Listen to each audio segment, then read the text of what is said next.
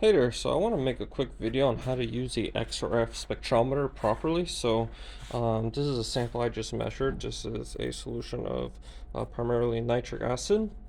I added some sulfuric acid to, as you see, there's the sulfur to try to drop down most of the lead.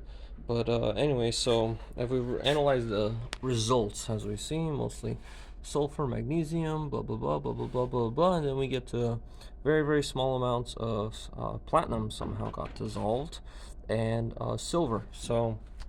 That's pretty easy to reduce, especially the silver that just requires sugar. But how do we actually confirm, or how do we double check that this measurement is accurate, or if it's actually giving the right results? So firstly, what we do is we check here the elemental line. So what is the elemental line of the element that it's measuring? So for example, with platinum, let's see, with platinum it uses the PTLA line. With silver it uses the AGKA line. Okay, so we close quant calculation, we go to spectrum display, open up the spectrum display, and here we want to we can minimize this and we can open up, and here are all the spectrums for this. So I've already looked into this. So anyways, I open up the spectrum, so let's actually look at the full spectrum. So as you see, here's the actual spectrum, what the XRF machines measured, and what the computer calculation has to process. So the problem that we have is, for example, like this iron right here, right? You see how this magnesium is so right next to it, right? So if we zoom into here, you see how there's this huge peak for iron, but also this magnesium is right next to it. So if the XRF machine is measuring or trying to detect how much magnesium, how much iron, so on and so forth there is in here, it might give an error and assume that there's some magnesium in here where there isn't any, or vice versa. It might assume there isn't magnesium when there is. But typically it tells you there's magnesium when there's I'll always tell you that there's, it'll override calculate. It'll give you estimates that it thinks, even though it might not be there. So anyways, once we have this, let's look at the platinum lines, for example. So if we actually look at the platinum line, so for example LA right here, but also we can actually look at the other lines. So let's look at this right here.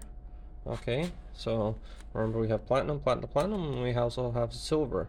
So we can actually zoom in, move to the right a little bit, and here we go. We have a very clear indication of what's going on. So as we see, there's this clear peak. Okay, there's this clear peak where this platinum is. There's this clear peak where the silver is, and again another peak. And actually, if we zoom a little out and I go to the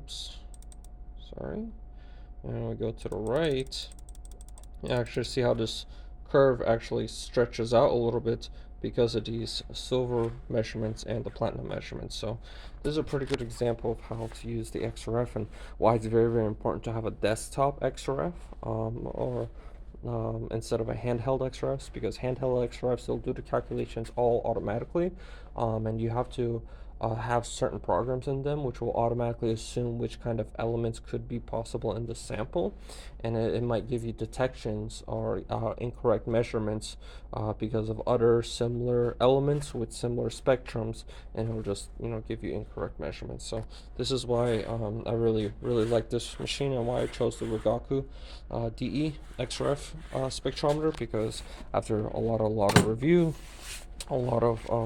we spent months trying to look for an XRF system, and so far I'm very happy with this. I still want to get the wavelength dispersive by Rigaku XRF working, so we'll see how that goes, but so far I'm really happy with this. We even looked for used models, and with used models they cost like over $20,000. It's their older generation model, and it's 10 years old, so the x-ray tube on it is probably going to go out soon, you know, and for that price you might as well just spend a little more money and get a brand new unit that's the latest model, latest everything. So yeah, this is I hope you learned something from this video, and I hope this aids you in your XRF purchase decision. They have the DE model and the CG model. The DE model, it simply has the X-ray source as a filter. It hits the sample and it measures back. This CG model, it has the X-ray source hit a material that fluoresces a certain spectrum, then that hits the material and then hits the detector. Because that fluorescence, it fluoresces at a very specific X-ray spectrum. So instead of having where is it? There you go. Instead of having this huge curve, it has a much lower background. This is actually called a background curve. It has a much lower background spectrum. So yeah, highly suggest looking into that. The only benefit I'd say of that CG, I mean, it is better than this one, but it's more for lighter elements detection that it's very great at with the reducing the background curve. But in our application, I really like this one because you can actually remove the table and put big bars, materials, rocks, or etc. in here, and be able to measure directly, you know. But the other one, it has a turntable and you have to put samples in the turntable. So in our application, we found it problematic when we want to measure coins, story bars, etc. So yeah, again, I'm really happy with this machine. You know, it's giving great results and just an absolutely fantastic instrument to use.